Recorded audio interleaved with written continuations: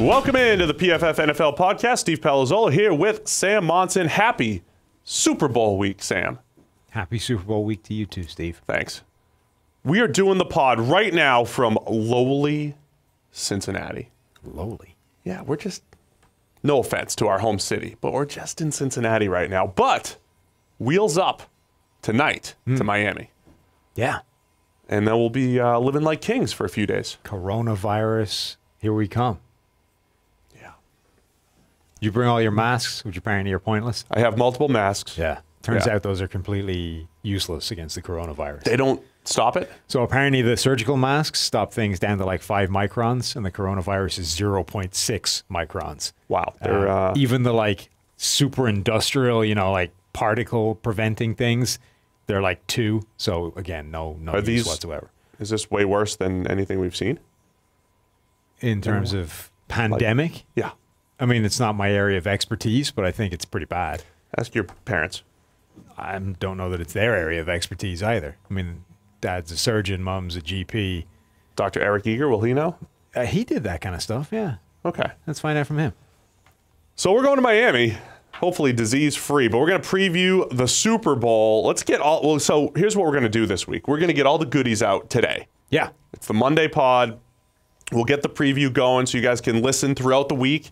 Maybe circle back 3 or 4 times, make sure you heard everything. So make sure you know everything you need to know for your Super Bowl party this weekend. Then we'll come back on Thursday, and that could just be anything. It could be a surprise pod. We could have PFT commenter. I don't know who's going to land on our Thursday podcast, but that's going to be part of the fun. Right. A lot of moving pieces. We have no idea what the Thursday pod is going to look like, or indeed if it will be on Thursday.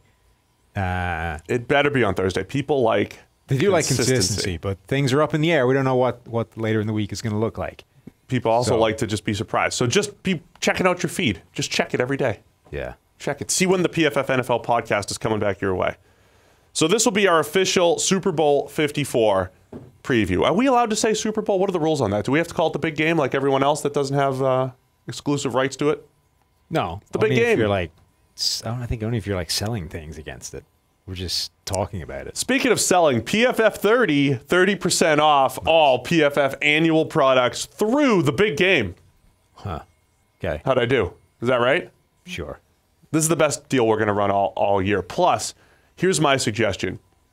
You have to order before February 29th. You get 366 days of access, not 365. That's your suggestion? Yes, there's no better time to get PFF because you get an extra day of access and 30% off all your annual Edge or Elite subscriptions. Do the marketing department know about your ideas?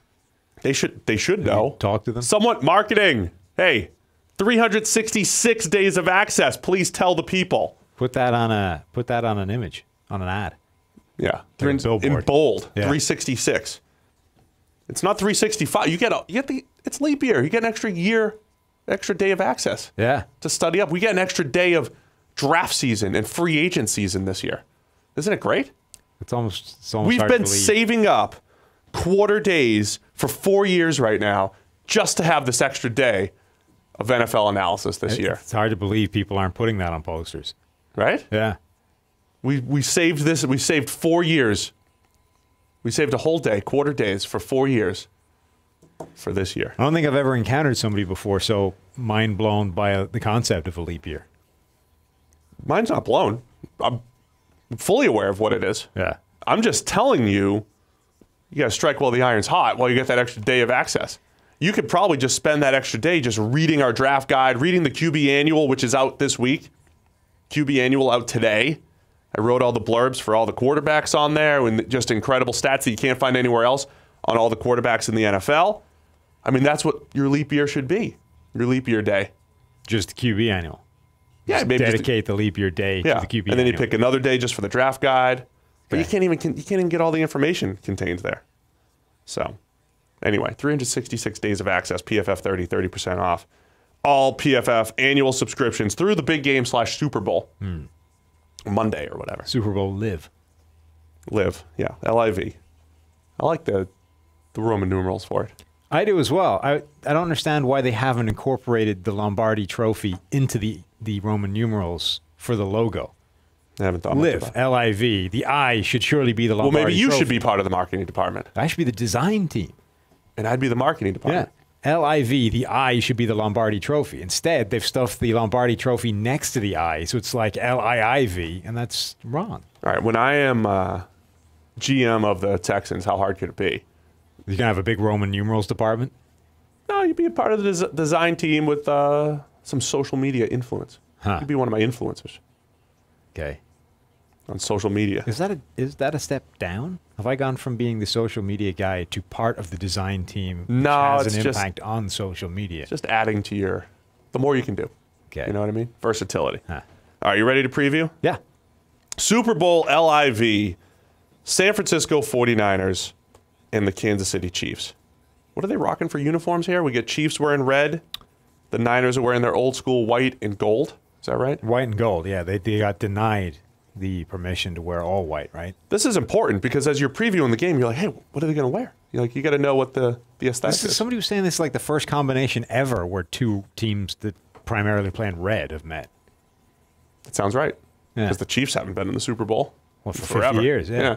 They were playing green and gold Green Bay. And, the Niners haven't played a red team. So here we are.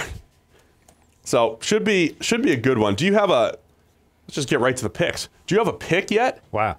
Or do you want to build up to it? Like, I don't have a feel for where I'm even going to go with this yet. We said before, based off the championship games, you can make arguments for a couple of different other teams, but this is as good as any combination you could have got for the Super Bowl. Two excellent teams, and whatever happens, I think it should be a fantastic matchup. And because of that, I'm kind of struggling with where to go. I've talked myself into both teams a couple of times, generally thinking about it. So we're going to be on Radio Row all week. We're going to be doing hundreds of interviews, previewing the game, TV, radio, and all that stuff. You have to have like your spiel done. Like you have a day to have this thing down. The worst ones are the ones that want like a points prediction. Who wins and by how much? You got to have it. It's like last time I was on Radio Row, it was the Patriots-Falcons game, and I just by Tuesday I just had that thing down. I think it's going to be high scoring, and It's going to be the Falcons 28-3. Can the Falcons slow down? Yeah. Well, I said the Patriots in a shootout. Did you see just didn't happen? There's a prop bet that it's 100-1 for the 49ers to blow a 28-3 lead again. Feels like that's pretty specific. Well, it's probably more than 100-1 for them to even get to 28-3 ever. Yeah, of course. Let alone blow it from that point. Yes. Like, that is a immeasurable amount. It's like a million to one for that thing to happen again. And instead, it's 100-1. You might as well just set fire to your money. But history repeats itself, or something like that. It's cyclical, and this is the downswing of the cycle to blow 28-3 again. All right, which side of the ball you want to start on here? I don't know. Where do you want to go? 49ers offense. All right. Because this is where I'm focusing a lot of my efforts this week, breaking down the Shanahan offense and the scheme and all that stuff. And, they're coming off of a game where Jimmy G threw the ball 8 times. And I think this is one of those stories, too. I was with our friend Ross Tucker on his podcast, which is going to air this week. Which one? One of many, Ross. We appreciate you and all the effort that you put in everywhere. But I think it's the Ross the Ross Tucker football podcast. Ross Football Tucker podcast. Like, so many people only remember the last thing that they saw. Yeah. Right? So Jimmy G throws the ball 8 times, and everybody's like, look at the Niners. They made it to the Super Bowl. They were the best team in the NFC this year with no Jimmy G. He didn't even do anything. Yeah. Trent Dilfer, too. Right. He just threw the ball 8 times a game this year. It was all the run game and defense. We've been saying all year the Niners are the team that's won games every which way. Yeah. They've won shootouts. They've won defensive struggles. They've won while averaging like 9 yards a carry. They've won with Jimmy G throwing the ball 8 times.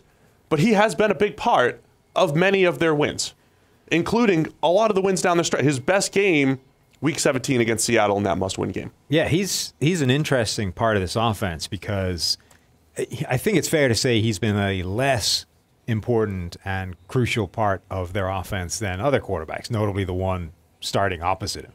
Like Patrick Mahomes is that Chiefs offense, and nothing functions without him there. Even I know they won games with Matt Moore and blah, blah, blah. System quarterback. But Patrick Mahomes in that offense, it's a completely different story. Like Jimmy G, there have been games where he's been very much a passenger, and there have been games where he hasn't played well. But there have also been games where he's been a huge part of it. But what's intriguing to me is that I think overall, he's far from one of the best quarterbacks in the NFL. But there are certain situations where he has been insane and his numbers have been insane. And you could explain that away as noise and variance and small sample size and all this kind of thing. But they seem to be staying consistent. You know, they as much as they're not typically sustainable and predictive things, they're not going away anytime soon, or at least they haven't yet. And it seems to be creating this persona of a quarterback that is at his best. It's almost like he has that clutch gene, as much as all data points seem to suggest that those things don't really exist. Insane. He's 23-5 or whatever it is, right? Right. Overall, his record obviously is great. When things, you know, are his record in the fourth quarter is absurd. Yeah. Like if you were drawing up, if you were sort of identifying, filter me down a subset that creates clutch, right? All of the things you would put into that bucket, he's been really good at.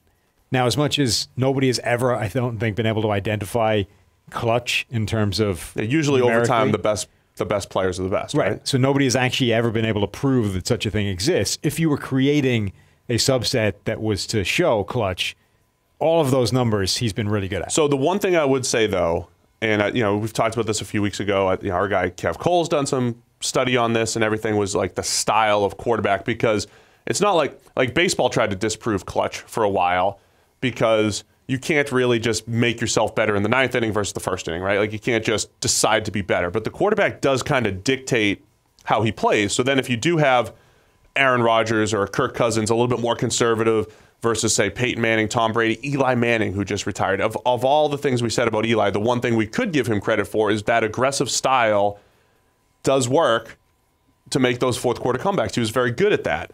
So there's the quarterback of all the positions in sports. Maybe in basketball, you can kind of like dictate how you create shots at the end of the game. So there's something to it. It's not just being a product of the situation. Well, right? You can definitely change the way you play to match the game situation. You know, whether you're ahead by a ton, whether you're behind by a ton, that should dictate what you're doing differently in terms of aggression, right? Yeah. If you're behind by a ton, stop checking the ball down over the middle. You need to start airing it out and, you know, make some big plays to pull this thing back. Those are the charts that I love, because Kevin Cole created these charts that are essentially a quarterback's aggression in terms of down the field and all that kind of stuff versus the team's probability of winning the game at that specific moment in time. So whether they were up by a ton and therefore the quarterback should not be taking chances, whether they're down by a ton where he should, and you essentially get this curve, right? That should match that kind of game flow. And those are the charts that make me convinced that Peyton Manning is the most cerebral and absurd quarterback of all time, because those kind of things that, you know, data analytics nerds right now are essentially creating, inventing, discovering, right? Manning has the perfect curve. It's what it should look like. And I don't know if he ever even knew that, and it was just inbuilt inherently in his brain to match perfectly with what this curve should look like, or if he knew all that and he'd actually studied that stuff. But either way, Manning and Brady as well, to his credit, was pretty much perfect as well. Those guys had the absolute perfect curve for what this should look like. And, you know, with Manning, he was also the only quarterback that ever like equally targeted left and right, as opposed to inherently lent to his strong side. You know, right-handed, you target the right-hand side of the field more. Manning was the only quarterback for a good period that was perfectly balanced 50-50. Forget that. I mean, Peyton, even just watching the Colts, you just felt Peyton's Colts. You felt like they were attacking every part of the field. Right. It's like, hey, they just ran a slant, and now they're running a fade off of that. They just ran a comeback, now they're running a post the other way. I mean, they were just, everything worked off of each other really, really well. Here's some numbers I pulled out, because I think we do a very good job of, the whole PFF company started by grading players, right? How well do players grade? And then you add a whole bunch of data to it, and we've got 200 plus data points per play that add context to what's happened. So while the stuff you buy with PFF Elite is the PFF grades and it's like the final result, all of the research and stuff that we've done off of that, I think, is where a lot of the goodies come from, right? So if you know how well a player played and you know how effective an offense is, then you can kind of say, okay, is this offense performing above or below expectations of when you're given this particular quarterback play or this level of quarterback play, whatever it is, right? So I went back through all of Kyle Shanahan's offenses, starting in 2008. 8 and 9, he was calling plays with the Houston Texans. 10 through 13, he was with Washington calling plays. 2014 with the Browns. 15 and 16 with the Falcons calling plays. And then the last 3 years with the 49ers. So there's 12 seasons here, right? I looked at EPA on passing plays, so expected points added, which is essentially just how productive is this offense. And I looked at quarterback grade, and I just kind of looked at the ranks, right? So 9 out of those 12 years, the EPA on pass plays was higher than the just passing grade rank of the quarterback. So in other words, Shanahan's offenses are getting the most out of the quarterback play. Out of all those years, this is the season with the biggest discrepancy. They're number 4 at EPA on pass plays, right? So the 4th most productive passing offense in Jimmy G, or the team's passing grade, it's generally Jimmy G, is number 12 in the NFL. And that kind of backs up what we've been saying, right? Genius play caller gets the most out of what he has with his surrounding talent. And these are the discrepancies that people whinge about the PFF grade because of, right? It's like, well, look, all of his numbers are amazing. Why have you guys got him graded averagely? It's because of stuff like this, right? The difference between those two is essentially the effect of coaching and or supporting cast. Right. And it's, look, we are actually distilling down what the quarterback is doing on all of these plays. And the difference between that doesn't always match up with the result of the play because other people have an influence of it. You cannot isolate the quarterback statistically, but you can isolate what he does from a grading point of view. Like, a 50-50 jump ball, you can isolate that, right? Now, whether that guy catches it or whether it's your 20-80 ball that doesn't get completed 80% of the time, that you can't fix that statistically, but you can fix it from a grading point of view.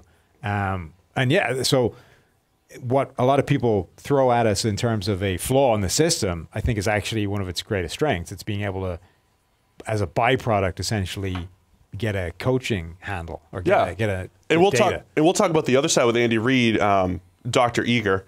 Him and I teamed up on a piece, mostly Eric's work, and I just kind of added to it. But Eric did just a great breakdown that'll be on the site, I think, today, showing Mahomes and how his range of outcomes was somewhat predictable, but at a low percentage chance. But he's also just a massive outlier based off some of the data. So it's an interesting discussion. We can get to it when we get to the other side.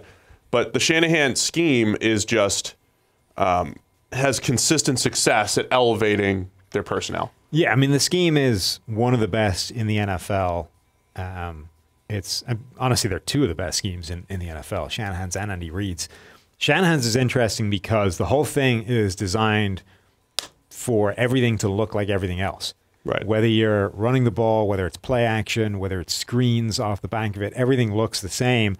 And so defending it is a nightmare because you can't just read and react and flow to the ball. You have to spend a beat figuring out what the hell you're looking at before you can attack it.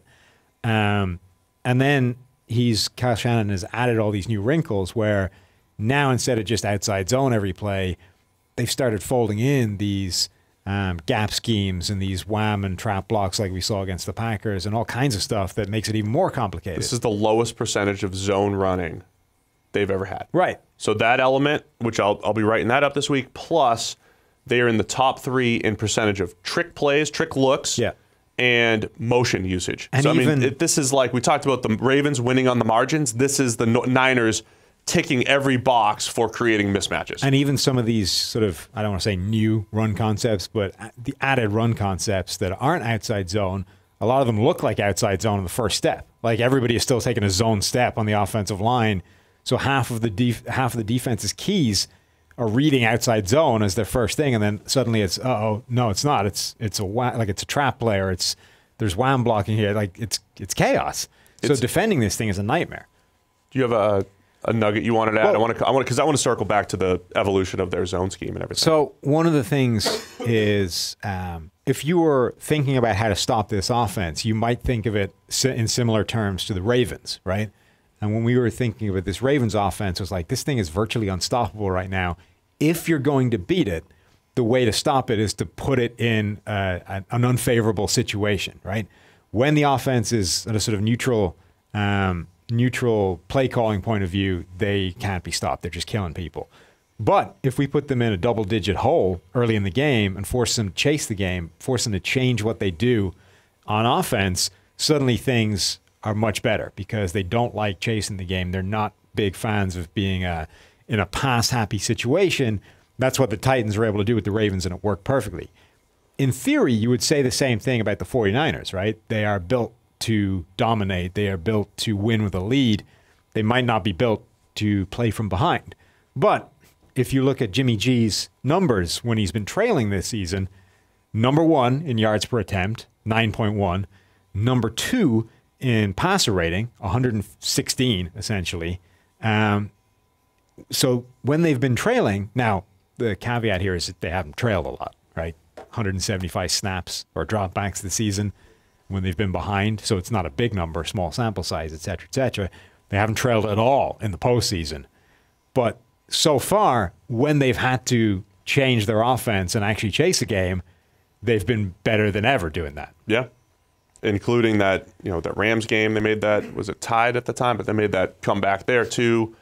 The Saturday night game, week 16, a couple deep passes there from Garoppolo. Fascinating numbers on Garoppolo this year too. Lowest percentage of deep passes in the NFL, but the most efficient as far as completion percentage, yards per attempt.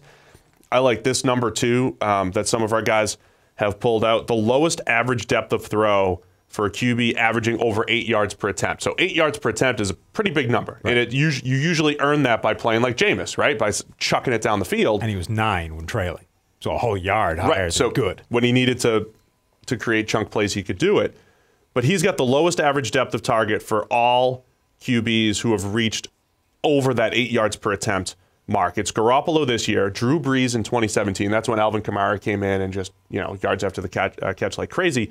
And then Nick Mullins in 2018. So 2 Shanahan guys. So again, there's this consistent history of success with all of the Shanahans. We're going to try to grab Mike for an interview, which I think we've got confirmed this week. Mike Shanahan to sit down, go through the evolution of the outside zone scheme and all that stuff. But, it essentially it got popularized in the 90s with Mike Shanahan's Broncos. And the whole key with this whole thing was you could run outside zone and you could kind of like take a defender out. I mean, all of offensive football is essentially putting a defender in conflict. Like, you're taught to do this one thing, so let's give you 2 options off of that. That's kind of what the outside zone scheme did. It said, if we run to the right, you're the unblocked defender. You're supposed to, we're going to leave you unblocked. You're going to chase down the line of scrimmage. And if you do that, we're going to run boot action. If you don't chase down the line of scrimmage, we always talk about how box count is the most important thing. Right. All of a sudden, you've changed the box count. Yeah, I mean, when you think back to those Broncos teams, that was the hallmark, right? It was we run outside zone over and over and over again, and then the second you don't honor the backside, Elway or Plummer or whoever it was at the time is just going to boot action, naked bootleg out the back, and he's got 20 yards to run into because you didn't bother defending. And they just create free yards. I mean, you're trying to stretch the defense. You cut up the field. You're backside cutting. I mean, it's this whole consistent system. I mean, all of these things, whether it's that original outside zone scheme, whether it's the read option stuff, all of these offensive innovations do the same thing, which is you find one defender and you make him try and cover 2 different things. Right. And if you can do it without actually blocking the guy, all the better. And then you just pick the one that he does. You pick the one that he's doing the opposite of what he's actually defending, and you got free plays. So you have those 90s Broncos with Elway and Terrell Davis. They had RG3 for that 1 year. Mike Shanahan as head coach, Kyle as the play caller, RG3, and they just tore up the league for that 1 year when they were using the zone read principles. The MVP season for Matt Ryan, where we said, look, Matt Ryan's stats are some of the best in history, but he was still our second-graded quarterback that year. Again, that was one of those years where the offense, Matt Ryan was awesome, but the offense still outplayed what the output should have been. And then you have this year with the 49ers. We've been tracking play action since 2010 and 2012, and a Shanahan scheme has 3 out of the top 10 just percentage of yards that come off play action and just total play action yards. So there is just consistent success with the Shanahan scheme in this offense. And I think we've covered a lot with Shanahan, the scheme, and how well he has put guys into position. We talked about all the trick plays and stuff like that. I mean, when you watch the Niners and you're like, Mostert has, a head of steam to use his track speed. Deebo Samuel on the end arounds and reverses. They have just been so creative getting those guys in space.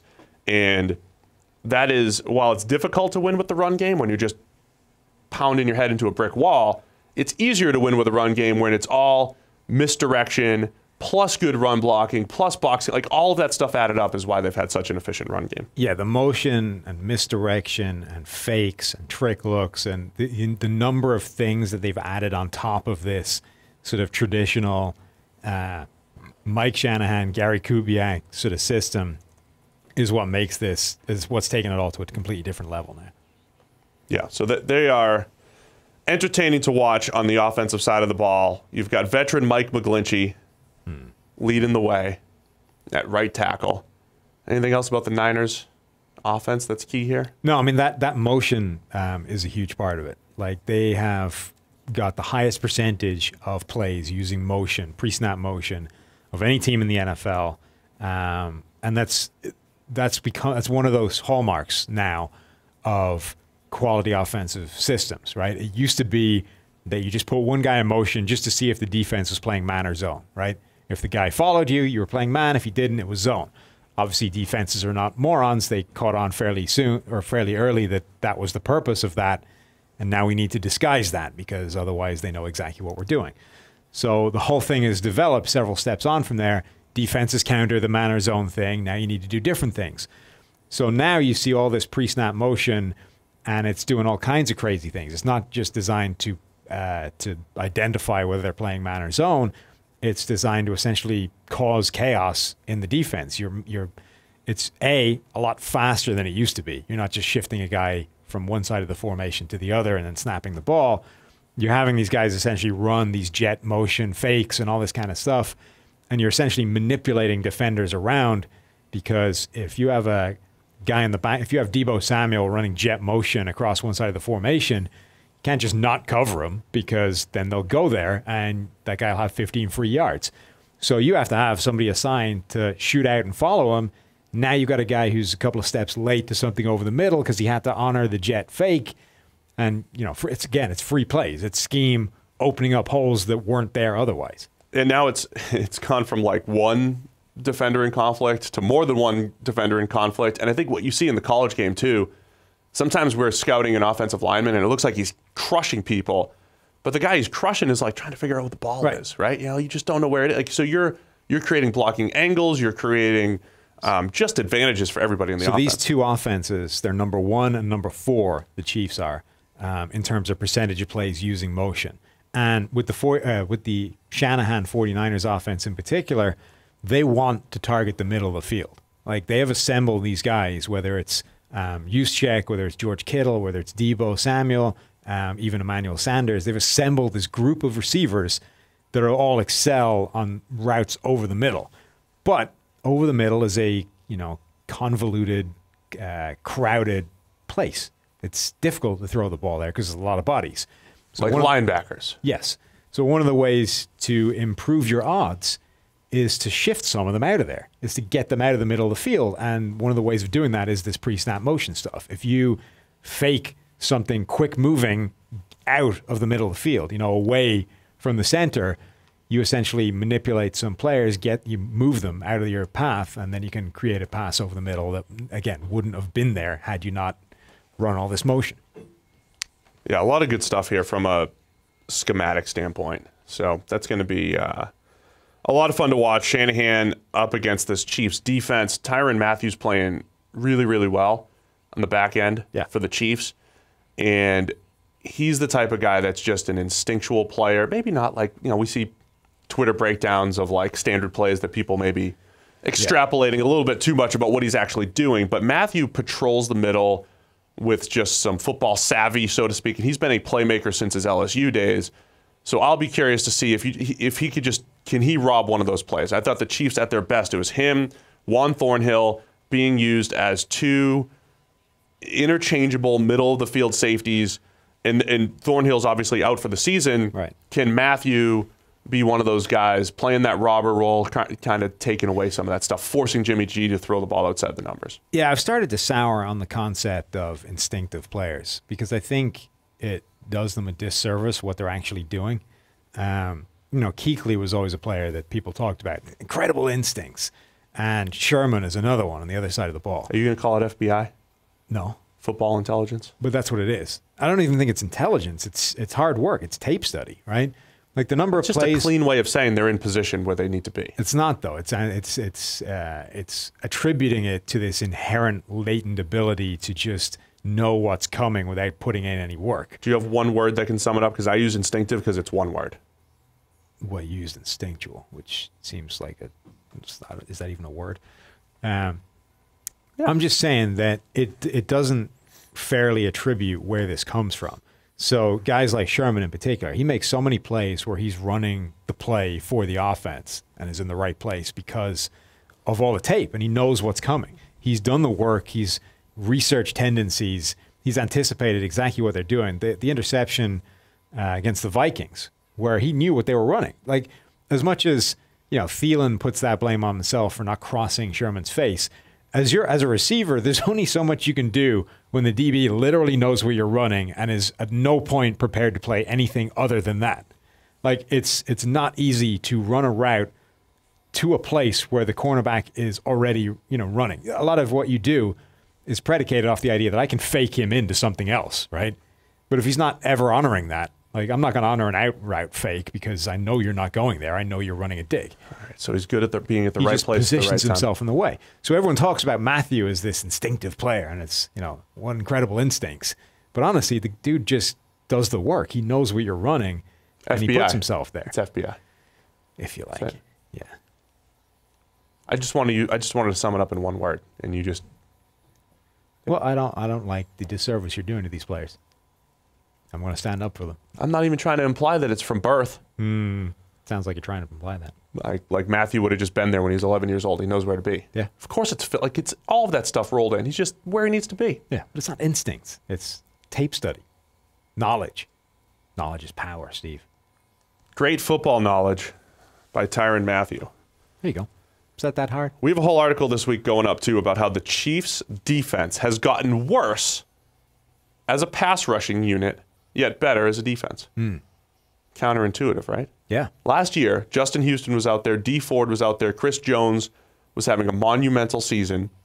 They had the highest pass rush grade in the NFL, but they couldn't cover anybody on the back end. This year, again, I don't think on paper they're great. We're talking about Mathieu. I mean, Matthew's improved that unit, but they're still, it's not like they've got the best group of corners out there. They're just scheming it up. So this is another element to this game that fascinates me, and it's partly because of the history of the people involved. The Chiefs don't have a good defense, right? It's not very good, and it's not very good at a couple of areas where they need to be good at to combat a team like the 49ers.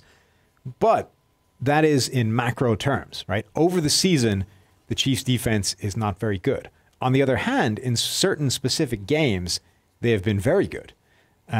And so, one, the concept that you can have a bad unit overall or over time that is capable of elevating its game for a one-off performance, say the Super Bowl. Now, what's, to me, the biggest change in this defense from a year ago is that they have pivoted from this is our system and this is what we run every week to a Bill Belichick-style game plan-oriented defense.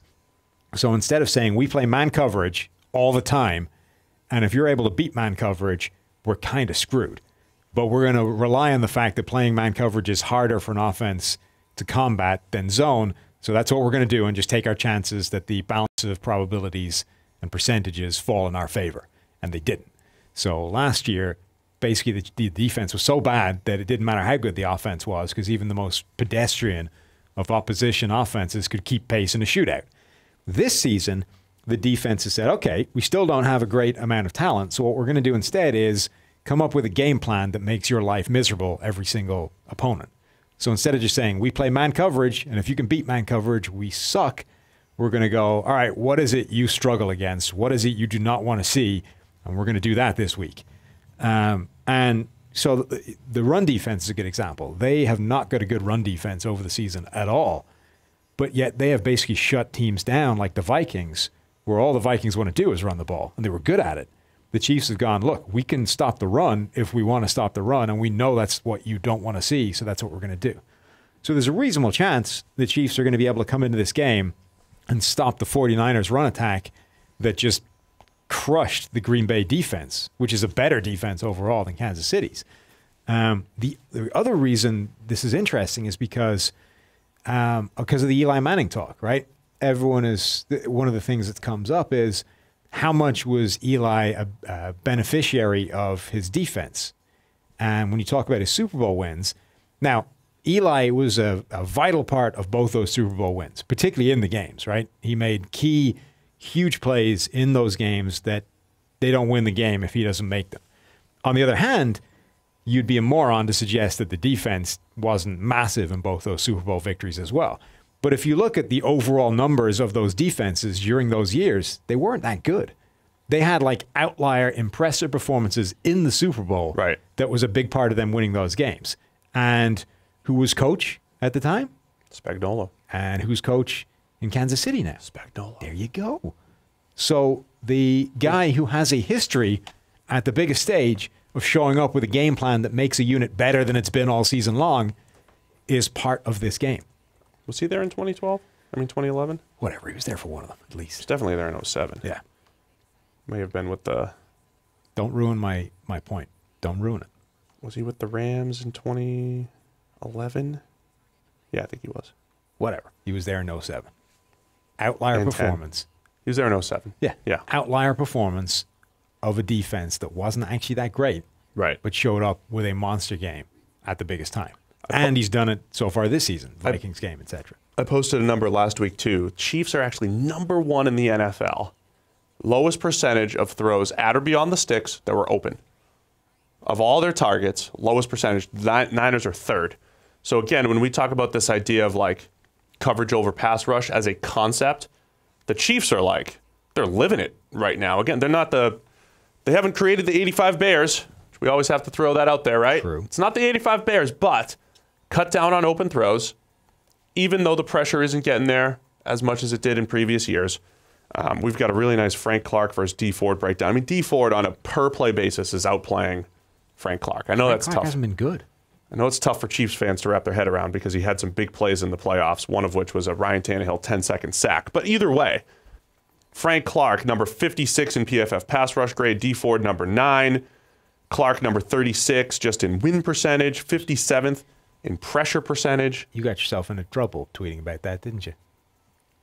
The Frank Clark play. I brought it up because Chiefs fans they're happy with Frank Clark right now, but he has been the beneficiary of some cleanup sacks at the right time.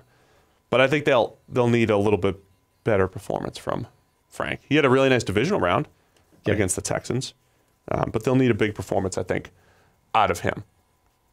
Chris Jones should be healthy. That's the biggest one. Up front. Yeah. And just all of just as any week against a Shanahan team, the second-level defenders for the Chiefs.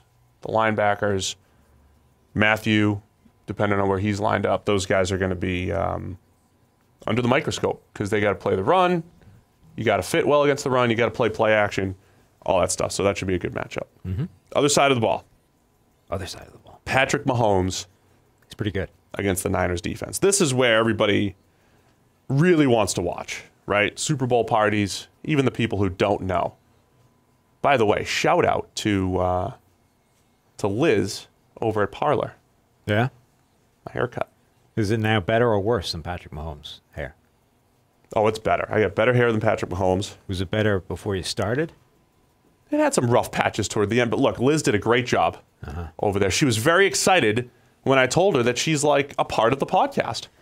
She was very excited about that. You were saying that everybody over there was telling you what great hair you had. Yes. I mean, they were gushing about my hair. Yeah. The lady washing it, the one cutting it. You seem That's to all think that they did there. That's all they did. Just those two folks. It's not a different shade now than it used to be? The girl, Liz, did a great job Okay. Liz did a great job with my hair. Best haircut of all time. I mean, listen, she did a great job the first time around. But just like Patrick Mahomes, you want to see it again. You want to know that there's no sophomore slump. And here's what she was like, you haven't been here for a while. Remind me. So I showed her a picture. She goes, I know exactly what I did for a haircut. It's a good thing that you showed her the correct picture and not the one that, what was the Katie? Not the one that Katie. Let's not call out Katie. She's... Well, I'm just saying that you came back from one haircut looking like Shirley Temple. Katie's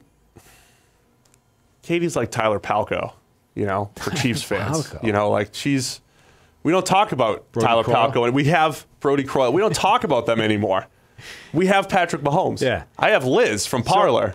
So, the thing I was interested in is if you need a haircut in Cincinnati, go to Parlor. You seem to think that this was an entirely impartial, unbiased take on your hair from the people that were getting money to cut it. Yeah, I'm not going to pay them more just because they complimented my hair. They know what they're working with. I'm just saying, I think they were invested in making you feel good about your hair, not, pointing out how absurd it is for a man in his 30s to be rocking a jerry curl. It's not a jerry curl. I mean, it kind of is, though, right? It's just natural, flowing, curly hair. Well, okay, put it this way. Differentiate for me the ways in which it is not a jerry curl. I don't know how people get their jerry curls going. I don't know. I know my hair's naturally curly. I grow it out. Because you go to a lot of... style it and make it look good. You go to a lot of effort to, like, roll in there with photographs of what it should look like. And whereas the Dr. Eric, says that you just need to roll in there and go, standard jerry, please. Well, he doesn't know. He certainly doesn't have one. He doesn't know greatness when he's looking at it. But okay. Shout out to Liz. She was excited that she's, I told... My point was she has no clue about anything football related. So she's like, I might go to a Super Bowl party. But, even she's going to want to see Mahomes versus the 49ers defense is the point. That's where it all came from. Right. Also just wanted to find a way to give her a shout out. And also wanted to give a shout out to Proper Cloth and the nice shirts that we're wearing. We'll be rocking these over on Radio Row. We'll be rocking these over in Miami. You guys are trying to wear tank tops down on South Beach. I'm wearing Proper Cloth all week, trying to look good. The very best in men's custom shirts. I should have got the custom made short sleeve because they do that. Should have. I didn't even know they did that. You have enough shirts. Just cut the sleeves. Cut the Proper Cloth. That's not like high level representing. I need to get the custom short sleeve. Maybe I'll order one and get it delivered to the, what do we call it? The mansion. It's somewhere in between a mansion and an Airbnb. Maybe I'll order a short sleeve one from Proper Cloth, custom tailored perfectly, sending it to our thing that we're staying in between the Airbnb and the mansion. Yeah, down in Miami. Yeah. Propercloth.com/PFF. If you use the promo code PFF20, so PFF20 for Proper Cloth, PFF30 at PFF.com. This is great. So much savings we're giving you guys. PFF20, get $20 off your first shirt. Send us a picture of whatever you design because you can design it. You can design the collar like Sam does, the cuff. You could put cacti on it. You could just go simple like I do or use the slate buttons. Which I love. I love the slate buttons. It's tough to go anywhere but the slate buttons. They're really nice looking. So check it out. Proper Cloth, made by the best fabric producers in the world. Each one of their shirts goes through an extensive quality control testing so that you're getting the absolute best in quality and craftsmanship. Stop wearing shirts that don't fit. Stop it. Stop. I stopped it about 4 or 5 years ago, and I'm thankful for it. Must have been a sight to behold before you were... It's just not easy. You can't shop. It's just they're too wide. Yeah. All my shirts. I need XL tall. I need length. XL? Only one? Just XL. Really? I'm just XL fat-wise, I'm tall length. You're only a single X? Yes. That's what I'm saying. I can't buy 2XL stuff. There are men out there right now, you can't just go to the store and buy stuff, and you look ridiculous. Yeah. I'm just trying to help you. You look ridiculous if you're buying stuff off the rack. There are people like a full foot shorter than you who are more than 1X. And you're only the one. Yeah, because it's about width. It's about how wide you are. Yeah. How, round you are. I am athletic and I am slim. I am a former professional athlete. So I need XL tall. So I go to Proper Cloth, propercloth.com/PFF, PFF20, get $20 off your first shirt. Yes, do that. Go now, pause the podcast, go buy yourself a shirt, get a custom tailored designed shirt for only as little as $60. It's so easy to do. PFF. You just put in your measurements too, 20. and then you just buy a million shirts. Now, back up a little bit to the point where you said you were athletic. Yes. Really? Athletic. Yeah. You're talking dimensions as opposed to all of it. Skill. You've seen me go coast to coast on the basketball. Don't go by last week when I'm fighting off the Ebola virus or whatever I had. You go coast to coast once, now you're done. Doesn't matter. I'm capable. That's a wind thing. A one-time thing is not capable. Athleticism is different from wind. It's like somebody runs a good 40, you're like, oh, that guy's athletic. You're not like, oh, run 12 of them in a row and let me see your... But like that's endurance. There's a difference between endurance and athleticism. I wasn't even getting to the point that your coast-to-coast thing is not quick or athletic. I mean... Of course it is. What? I am 6'10", between 270 and 290, and it moves pretty quick for that size. You running coast to coast, how many people that we play with would you run faster than doing that? I don't get chased down. Well, I don't get chased down. I'm not sure that indicates that you're faster than anyone. I think that indicates that we play in a lazy manner where nobody chases you. I don't get chased down. The evidence at hand says one of the fastest guys on the court when I want to be. I don't think that's what it says. Patrick Mahomes against this 49ers defense. The Niners defense. We always say the defense is, it's unstable. It's tough to maintain. By the way, Hawk and Joe Thomas are going to be down in Miami. There's a reasonable chance that my basketball shoes are packed. That you and I are going to get our asses kicked playing basketball. Do you have your equipment? They're in the car. I can grab them. Okay. I've got my basketball shoes. I'm just saying, given what you've done over the last couple of weeks, you have not helped our case. Here's the thing. I have a history of well-rested is more important than practice for me. Don't give me that crap. That's something lazy people say. Oh, the rest was more important than actually working. Rest in peace, Kobe, who says, I can't even relate to lazy people. That was one of his big quotes. Yeah. Yeah, that's just something that a lazy person would say. Oh, the rest was way more important than actually doing work and getting better. I feel good about the work we've put in the last few months. Then you're out of your mind. The last few months we've done... Since like August, we've been balling. Well, if you want to go back to the point where before I ever picked up a basketball, then my improvement arc has come on once again, a huge degree. If we're going to lose to Joe and Hawk, it's going to be because you're incompetent. I am starting to... So the weeks that go by, I am starting to come to the conclusion that that is actually not the case anymore. If you'd got like a month or so ago... 100% on board. I am the reason we're going to lose any basketball encounter. Now, I'm starting to think that you're the weak link. You're out of your... I will at least play defense consistently for a good number of points until I get too tired to move. You're done after like 3 points, and they'll both be able to score on you. You're judging me based off of last week when I was ill. And they'll both be able to score on you. No. Like, listen, Joe Thomas will dominate you in the post, and Hawk will make you fall over by being too quick for you. Let's get back to the podcast, please. Both of them will dominate you, and I will be left there trying to cover up your inadequacies by being a crappy defender. We're not going to win with your negativity. I know that. That's our problem. Let's get to Mahomes against this Chiefs offense against this 49ers defense. What are they going to do? Can they slow down Mahomes, who right now is the highest PFF grade among all quarterbacks in the playoffs? He is on an incredible run. Let's not forget that he has... had some blips this year where he missed some throws, had some rough games compared to what we saw last year, but seems to have righted the ship down the stretch here now that he's healthy. Yeah, and the scary thing for the 49ers defense is that he hasn't made that many special plays in the playoffs. Yeah. Like one of the things that obviously defines Mahomes is the absurd, one-of-a-kind things that only he can do that almost nobody else can. A lot of them are deep down the field. He really hasn't done that in the playoffs. Now, there have been a couple of sort of vaguely freaky Mahomes plays, like the, rolling to his left, was he past the line of scrimmage, touchdown to Kelsey, etc. But like he's capable of more than he's shown so far in the postseason, which is already crazy MVP level. So like there's more to come from this Chiefs offense than we've seen in the playoffs, and it's already been dominant enough to terrify any defense. So we got a breakdown on the site.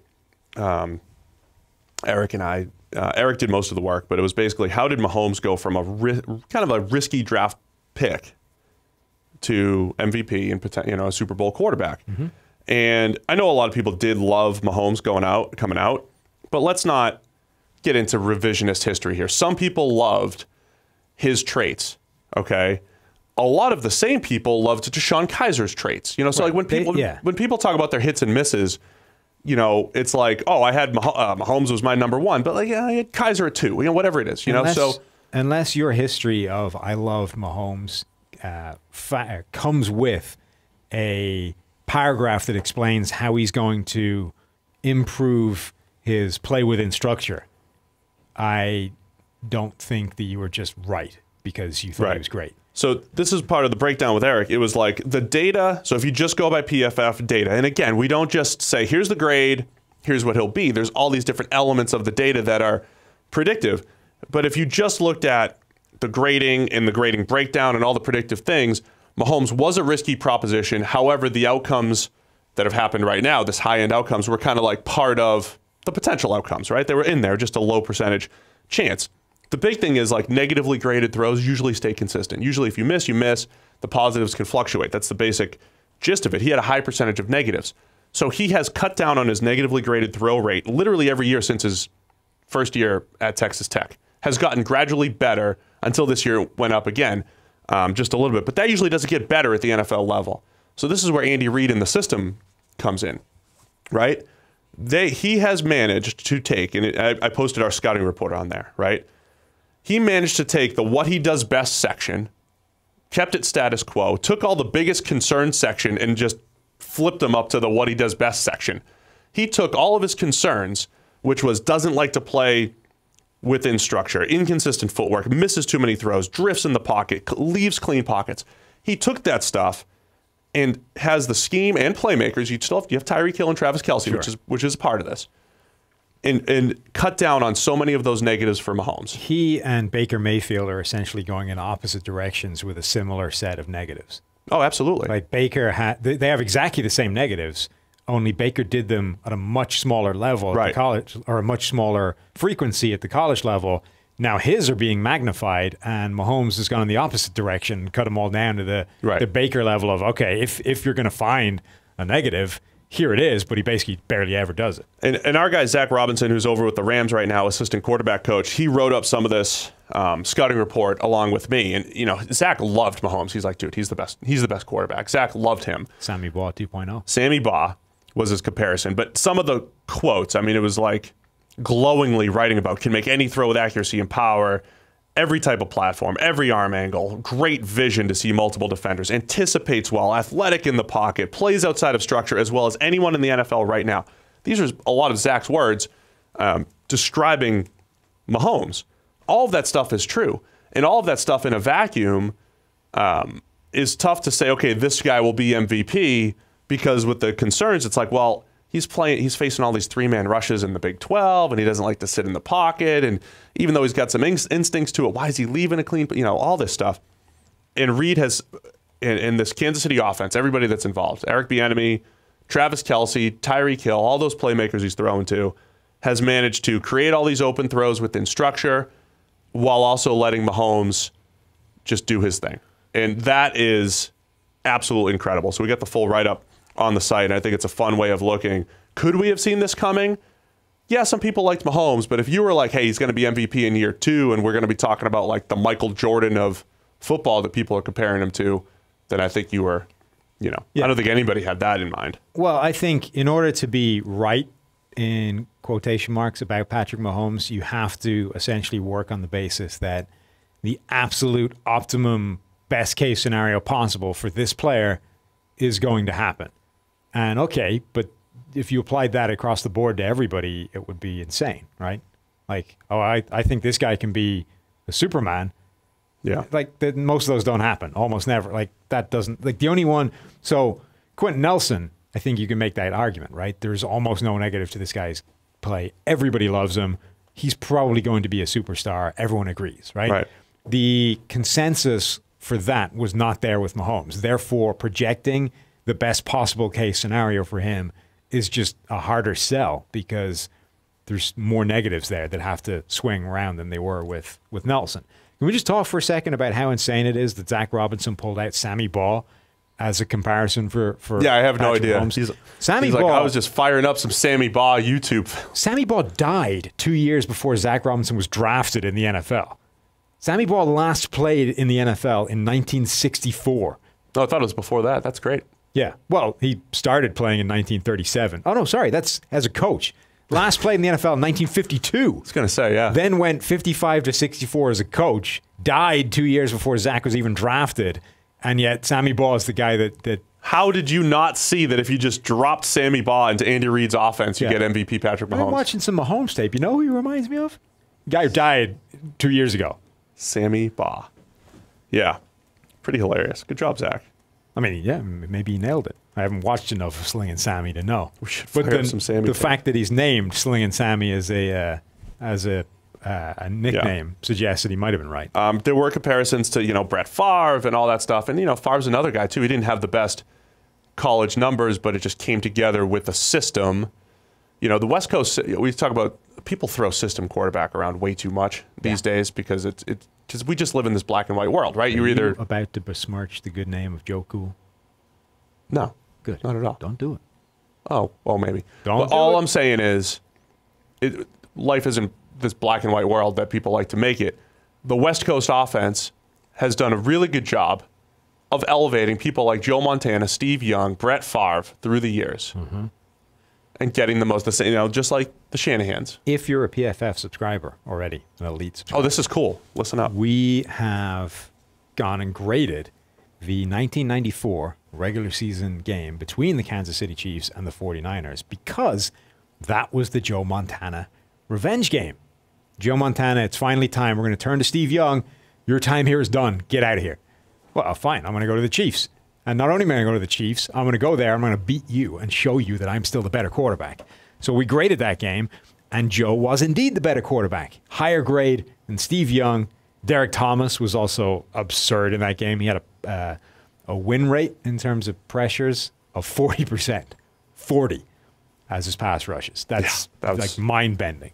30 is insane. 40 is just like you shouldn't even be able to do that. But this was a 38-year-old, busted up, slowed down. It's like average age in today's NFL. Knackered version of Joe Montana still goes out there and deals and shows that, when I want to, I can go and beat the 49ers. It's really cool. We have a few retro games on the site, and this is now officially the oldest one that we have, 1994.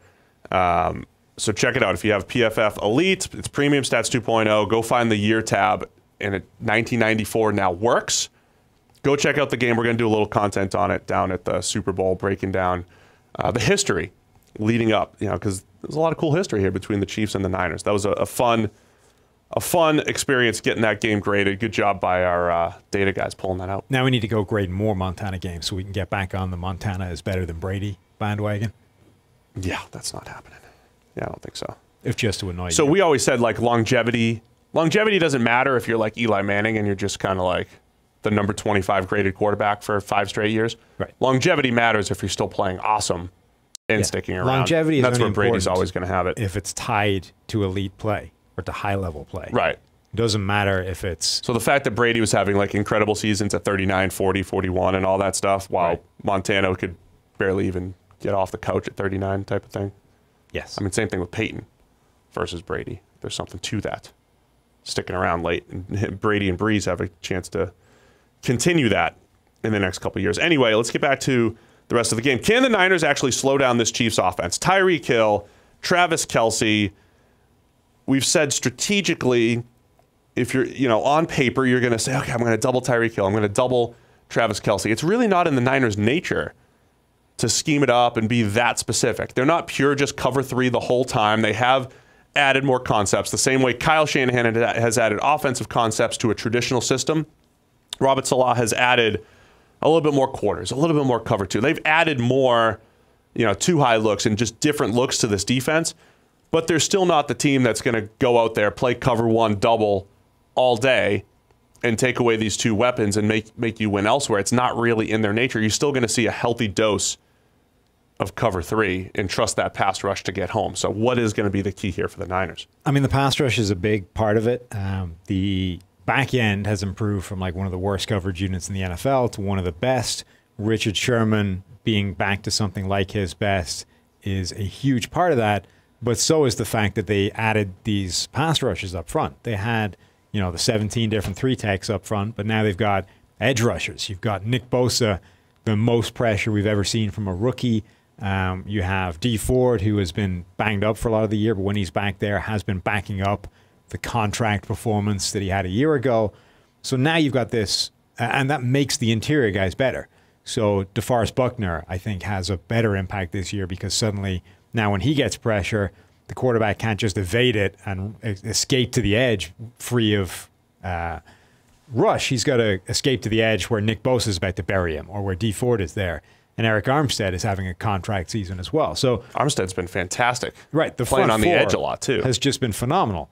So that helps the back end, right? Those guys don't have to cover for as long. They know that if they create problems for the first read or the second read, now the pass rush is going to get home and you don't have to think about too many other different things. What is interesting, though, is just the sheer speed on the Chiefs' offense. Not just Tyreek Hill, who's maybe the fastest player on offense in the NFL, but Mecole Hardman, Travis Kelce's one of the fastest tight ends in the league. They just have speed everywhere, and that inherently is hard to cover up. Yeah, I mean, I'm all in on getting speed, man. I saw the NGS stat that the NFL put out that these teams have the highest like average miles per hour for their ball carrier or whatever it is, which, you know, when you see like this dude ran 22 miles an hour in isolation, kind of useless, right? But I think the average over the course of a season is kind of telling, and it matches the eye test. When you watch the Chiefs, and this is one of the reasons why we said that Mahomes had actually taken a step back until this playoff run this year. He left a lot of plays on the table. They were still explosive, but he had a lot of open receivers that he was missing early in the year that he wasn't missing in 2018. They could have scored even more points, and we're starting to see them live up to their potential because every time they've essentially needed a drive since the start of the playoffs, they've moved the chains, and the only time they've been stopped is by drops. I mean, there's really not a great way to stop Mahomes when he's on. We keep talking about that. I do think from a pass rush standpoint, it's not necessarily going to be about winning. To me, it's always about compressing that pocket on him, make the windows a little bit tighter, make the pocket a little bit tighter and less comfortable for him, but don't let him escape. Finding that balance. Belichick always talks about pad level, stay at the right pad level, stay even with the quarterback, all these different things. I think all of that's going to be crucial. It's not just going to be like, hey, Nick Bosa, just go whip Eric Fisher. And, you know, because if Mahomes gets out, you know, that's dangerous. Yeah. It's dangerous for the structure of your defense. Richard Sherman, I think, is one of the keys to this game because he was our number one graded cornerback over the season. His numbers are spectacular. The guy allowed 227 yards all season. Like, there are cornerbacks that gave that up in 2 weeks. So he's been incredible at that. But if you go back to, you know, the last time these two teams played, he was basically toasted deep by Tyreek Hill, ended up getting back and, you know, let's say Devontae? No. The last time these two teams last played. time. Okay, sorry. Yeah. Ended up sort of diving pass breakup in the end zone. zone. Right. That probably got there too early, right? But wasn't called, that kind of thing. Yeah. Like he's got good recovery ability on that kind of stuff. Like if the ball isn't exactly where it needs to be, he's probably going to get back and be a part of the catch situation. But Tyreek Hill was able to just run the hell right by him for like 3 yards of separation. And you don't need too many opportunities of that for them to kill you with a big play. We talked about that on Monday. Like if you're the Chiefs and knowing how much Sherman, make sure that he doesn't get beat on the deep ball. Do you just run a whole bunch of curls and comebacks underneath him? And there's an underneath zone defender a lot of times in cover 3 that's taking that away. But do you, instead of hide, a lot of teams hide their number one, do you say, Tyreek, go get Sherman because he's that long-limbed corner that Tyreek can have success against? I think that's the way to exploit Richard Sherman. He kind of struggles more against these short, shifty, fast receivers than the other type. But I think the way of exploiting that is actually not the deep shot because he is so good at that. Now, I know he got beat by Davante Adams last week, and I've just talked about how he got beat by Tyreek Hill before. You can beat him on those, but it's very rare. Like the Davante Adams one is the only deep shot he's been beaten on all season long that's actually resulted in a catch. So even if you think you have the advantage there, it's probably not a high percentage play. On the other hand, I think you can scare him in to giving up room underneath and basically just take a 15-yard comeback all day long. And those are important plays. Like that, it's not a massive chunk play, but those are seriously good drive-moving plays if you can guarantee one of those pretty much any time you want. Stefon Diggs, in particular, is a player that's done that to him a few times, where he's able to sort of fake that deep threat, he's fast enough to get Sherman concerned about it, and then just snaps off his route and is sitting all alone on the sideline as Sherman adjusts. And we've seen Tyreek Hill torch Jalen Ramsey in press coverage and all that stuff too. I mean, we've seen him do it against the guys that had, like Jonathan Jones from the Patriots with double team help, who's a 4-3 guy, right?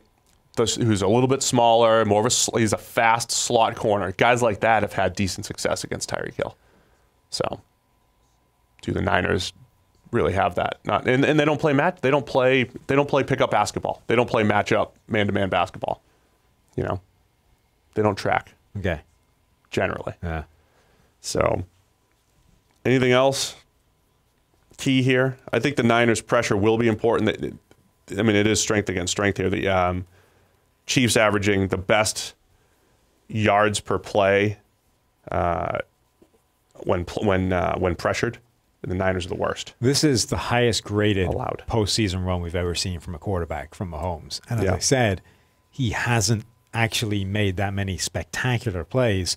He's capable of more. Oh, it's been his patience. That's what I've been most impressed about. If they play zone, he's just finding the open man. He's not missing throws. He's not missing the throws that he missed earlier in the year that we kept saying, here's the difference, right? Last year versus this year. He is just playing he's just taking what's there. And then, oh, by the way, if Sammy Watkins does sneak by the defense, I'll make that play too. And bear in mind how much of this playoff run has been from being in a deep hole, from chasing a game from behind where most quarterbacks suck. Like this, he's basically spent his entire playoffs, more or less, in the same scenario that broke Lamar Jackson. You know, Lamar Jackson got put in a double-digit differential hole, and suddenly he wasn't the same guy. Now, he made some big plays, but he also made a couple of horrible decisions.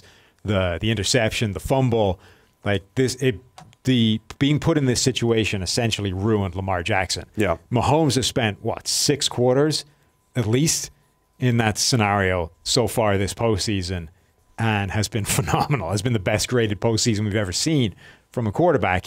If he actually ends up in a scenario where he's not buried, like, I'm just saying that the terrifying thing for the 49ers is that this is the best quarterback performance we've ever seen in the postseason, and there's significantly more to come from it.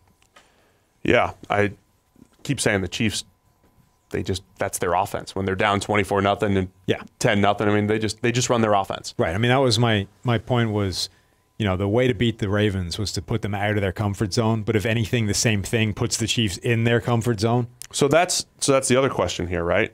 Andy Reid, everybody gets it. LOL, Andy Reid, you know, clock management and all that stuff. If there's been a weakness with Andy Reid, who has been a top 5 play caller, you know, since we started tracking this stuff, late in the game, does he come out of his comfort zone? Does he run that 4-minute offense too much? Does he start running the ball too much? There have been games this year where that's happened. From a game flow standpoint, both of these coaches are incredible play callers. Shanahan has the stigma of losing 28-3, and Reid has the stigma of never winning the Super Bowl, never winning the big one, and getting too conservative with an aggressive offense. Are we going to be sitting here with the Chiefs, 7-point lead, 5-point lead late in the game, 4 minutes left, and it's handoff to Damian Williams, or is it Patrick, go win the game? I think that's actually a fascinating thread to this whole story, is that both of these head coaches, A, they've been incredible at this stuff for most of their time, and B, they both have that specter lingering in the background somewhere. Someone's going to lose it, so it's great. Right, and both of them, the problem would be going too conservative.